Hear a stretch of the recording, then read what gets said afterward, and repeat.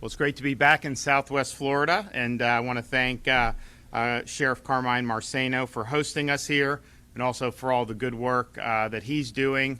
You know, if you look at the crime here in Lee County in terms of the trends, you compare it to a lot of places in our country, you're seeing major spikes in different places in our country.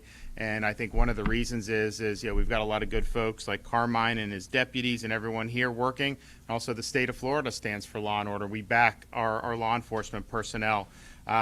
We also have a number of legislators here today. Senator Pasadomo couldn't make it with us, but I want to acknowledge her when we're in Southwest Florida. I want to thank Senator Ray Rodriguez, Representatives Botana, Persons, Malika, and Gia Lombardo for their hard work in this most recent legislative session. We asked the legislature to do a lot, and they delivered for the people of Florida. I think we have a number of good things to talk about, and we're here to talk about one of those good things. Obviously, we were very concerned with public safety during this session. We passed the strongest anti-rioting legislation in the country that really says a couple things. One is we're not going to let local governments defund law enforcement. Now, granted, in Southwest Florida, that's probably not as much of a concern, but that's something that could happen in some of these other enclaves in the state of Florida. By passing this bill and me signing it, that is not going to happen. If a local jurisdiction tries to do that, we're restoring the funding. We also have strong penalties for people that are violent and that threaten others, or harm people's property, and basically sending a message to everyone that wears the uniform, the state of Florida stands with you. And I think that was something that showed great leadership in the legislature. I was happy to sign it, but I also understood that this has been a year like no other. If you go back from the beginning of the coronavirus pandemic, we have a lot of folks who had the luxury of maybe working from home or doing meetings on Zoom. The folks who are first responders, people that work for our sheriffs, for our police chiefs, people who are EMTs and firefighters, you can't do the job in public safety on Zoom. You got to show up, you got to wear the uniform, you got to be out, and particularly in those early days and weeks where there was so much uncertainty about what was going to happen with COVID, the men and women who wear the uniform were there for us day in and day out. And of course, we saw last summer riots throughout the United States. You didn't see that up here like you did in Minneapolis or Wisconsin or some of those other places. But law enforcement was under the gun. They were being attacked. They were being, I think, maligned in many respects unfairly. And I think it was important to recognize that they had to still put the uniform on, go out there. And yes, the state of Florida stood with them. Most of our local communities did. But that was a tough environment, I think, for a lot of people to have to work in. So all the things that we've seen over the last year, I thought it was important to do something to show our debt of gratitude. So while some over the last year have been talking about defunding law enforcement, we're proud to say we're funding law enforcement and then some with $1,000 bonuses for all sworn law enforcement, all fire, all EMT personnel throughout the state of Florida. So that's about 175,000 folks. I asked the legislature to do it. They passed it. When I sign the budget, we'll eventually get funds released, and you're going to see bonuses going out to our first responders, hopefully as soon as we can get it done. But I think that this is something that is warranted. It's a way for us to say thank you, and I'm glad that the legislature answered the call. So we're excited to be here. We're excited to celebrate a really great achievement in terms of showing gratitude for our first responders and our law enforcement personnel. So I want to let Sheriff Marceno come up and say a few words in this regard. Thanks, Governor. Okay.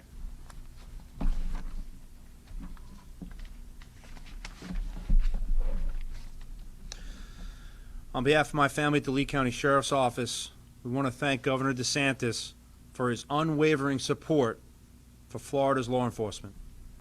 All Floridians should be thankful for his commitment to maintaining law and order and keeping peace. I was honored to join our great governor recently as he signed the anti-rioting bill into law. And this law ensures that law enforcement can better protect the lives and property of every Floridian. We all know the difference between a peaceful protester and a rioter. We protect peaceful protesters. we arrest rioters. Zero tolerance means zero tolerance. Peaceful protesters can safely exercise their constitutional rights without the threat of having others hijack their voices. With our great governor, the anti-rioting bill addresses these issues head-on, and we can make certain our residents are safe with law and order. And now, we can't thank Governor DeSantis enough for proposing and securing $1,000 bonuses for first responders in recognition of the hardships endured by those who served over the past year.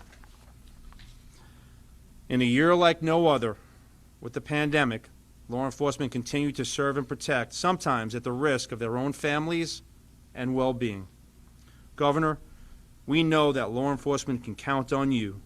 In fact, all first responders can count on you, and most of all, the people of Florida can count on you today and tomorrow. Thank you for being an outstanding leader. Governors from all around the country should follow your lead. You are truly the best. Thank you. Thank you, Governor. I appreciate it. Thanks so much. We have this back. All right. Come on. Here we go. Good bonus, well deserved. All right, you got it? All right, good stuff. Thanks. Thank you. And I also want to thank the legislators here for just the general work. If we went back a year ago, people were predicting absolute catastrophe for Florida's budget and Florida's economy. I mean, look, we're a service-based economy, tourism, all that stuff had ground to a halt.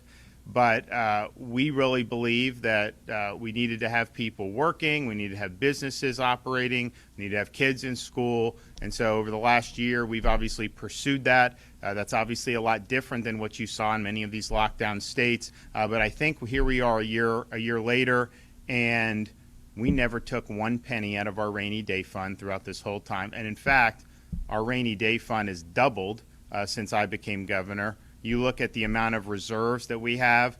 These are some of the largest reserves we've ever had in the state's history. The amount of revenue that's coming in because of the economic strength in the state is unlike a lot of the economists in Tallahassee have seen before. So, for example, they're always revised the estimates of the revenue coming in. So they revised, I think the most recent one was the second week of April for April, May, and June. The last 3 months of the fiscal year were included in that. And when they did the budget, we're assuming those estimates. Well, just for April, the state took in $750 million above the estimate from just 3 weeks ago. So they can't even keep up with it in real time because you see so much strength. So that's going to be May and June will likely have over from what the estimate was. If it's even half of what April was, that's between $1 billion and $1.5 billion additional dollars that none of us even included in any type of budget, and so that will be added to the reserves. And so I think what we've been able to do, and we're doing these bonuses, which are important. We're doing teacher bonuses, which we're happy about that the legislature did that. We've done a lot on our infrastructure, roads, bridges, water resources, Everglades restoration. Obviously, we protected K through 12. We increased what I had asked for last session and got in terms of increasing the average minimum salary throughout Florida for teachers. So we've done all these different things, and yet we're probably better prepared for whatever can happen down the road than we were even before COVID. And no one would have predicted that, and I think that it puts the state in a great position. But none of that would have been possible, had we done lockdown policies, had we locked kids out of school, had we done a lot of the things that a lot of these other states have done. And so there's a reason why our unemployment rate is lower than the national average by a pretty significant amount, even though CDC has closed one of our main industries, our cruise line. We're suing over that. But just imagine if that was open, that's tens of thousands of jobs that are affiliated with that. So we think we've got good momentum. We think the session worked out very well. These $1,000 bonuses, I think, have been well earned. When we announced it, it was not something that people thought we necessarily could get done, but we got it done, and we look forward to processing the budget, signing the dotting the I's and crossing the T's, getting these checks out to our folks who've been on the front lines for us. So I'm happy to be here, and I'm really glad that the Lee County Sheriff's Department has been doing the great work that they've been doing. So thank you. Dave. Governor, unemployment, where do things stand with that? Do you think after the end of this month, people will have to start? Job search, yep. Yeah, so we suspended, normally when you're getting unemployment, the whole idea is that that's temporary, and you need to be looking for work to be able to get off unemployment, obviously work, because that's what we want everyone to do. Well, when COVID hit, the jobs were, things were just, it was a disaster. So we suspended those job search requirements, but I think it's pretty clear now we have an abundance of job openings. You go to talk to businesses, they want to hire people, particularly in hospitality, restaurants, all these things. And so this is the last month where you're going to have that in place. You are going to have to resume at the end of this month the job searching as part of continuing to receive benefits. And I think that that's absolutely appropriate given the underlying strength of our economy. We absolutely could put more people to work. We have the demand is there. Businesses want to hire more people, and I think that we'll be able to go in that direction very soon. Governor, on that note, can you speak to, we're hearing from so many people in this area and throughout the state who are waiting weeks now for this ID.me thing to verify for the benefits? And can you let us know, was the state aware of existing problems with this ID.me? We're finding complaints with the Better Business Bureau back in 2018 about this company that the state is partnering with. I'll have to refer you to Dane Eagle on that. We can't hear back from him. We call him every single day. And Okay. He used to represent this area. Okay, I'll tell you what. Well, I will call Dane after this. I'll let him know that you asked, and I will have him personally follow up with you guys. Yes, ma'am. Governor Val Simpson with Wink News. Governor, what's the state's stance on corporal punishment in schools? And have you seen the video of the 6-year-old that got a paddling from the school principal? I have not. I don't think that we've necessarily. I don't think we have a policy. I didn't know that was necessarily going on. So I have to look at that. I did see some type of headline about it. I did not click through, so I don't want to speak out of turn without having seen the actual facts. It actually has, it's legal for kids to get paddled in schools, and we just want to know how. Yeah, look, I'll have to review the policy and see. Like I said, it was kind of news to me, just because it's not been something that had ever come up before. Anyone else? Yes, ma'am. What do you say to activists out there that say that this anti-riot bill might be a direct kind of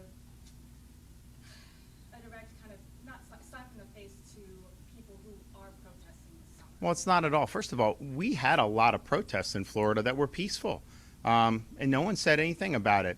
But I also had a guy jump the fence in the governor's mansion. We saw some places in Tampa and Orlando where people started to get violent. Now that was reeled in pretty quickly. I called out the National Guard. We were very serious. Obviously, I had people like Carmine who were ready to go for it. But I think if you look around the country, what happens is, like in Portland, these people riot every night. They go, they get their mugshot, and then they get put right back on the street to do it again. That's what we don't want. What we want to say is, the difference between going out and doing First Amendment stuff, which obviously we all support. It's part of being American. The minute you harm somebody else, or you harm somebody's property, or you do those types of things, the only way we're going to put a stop to it is to have very swift penalties for it. And so I remember, seeing some of the police, how they were treated was horribly. People throw bricks at them, have you seen in some of these cities, whenever there's a little bit of unrest, literally there'll be a U-Haul that just gets left there, and there's all this stuff in the back of it for these people to do all this stuff. And so we don't want that coming to Florida. There's a lot of places around this country that have not stood by law enforcement, and the tragedy of it is, you're seeing crime spike in certain parts of our country like we haven't seen in decades. And the people that are going to be most affected by that are the most vulnerable members of our society. And in fact, when these guys are getting called out, they're usually getting called out to help victims who can't defend for themselves. And so they need people who wear the uniform to be able to go out and to be able to protect them and to be able to provide a measure of justice when they're being harmed. And what I've seen throughout the country is people stepping back from this, not supporting law enforcement, being very lax, allowing more and more of this to happen, and it's caused increases in crime, and that is going to have devastating consequences. I mean, it's so good to have a good economy, schools, all these great things that we always fight for. All of that collapses if you don't have public order and public safety. And so one of the reasons we're here today with the bonuses is because we know just how important that is. And so I think that what we did plants our flag in the ground. It tells people, hey, if you're in Portland, you think you can come down to Florida and do this, stay out of our state. We don't want you coming down here and causing problems. And if anyone does cause these problems, if you try to burn something down, you try to harm anybody, but particularly a police officer during one of these violent assemblies, there will be consequences. They will be swift and they will be severe, and they will be such that people who see that happening will know that's not something that we want to do going forward. Thanks, everybody. We'll see you soon.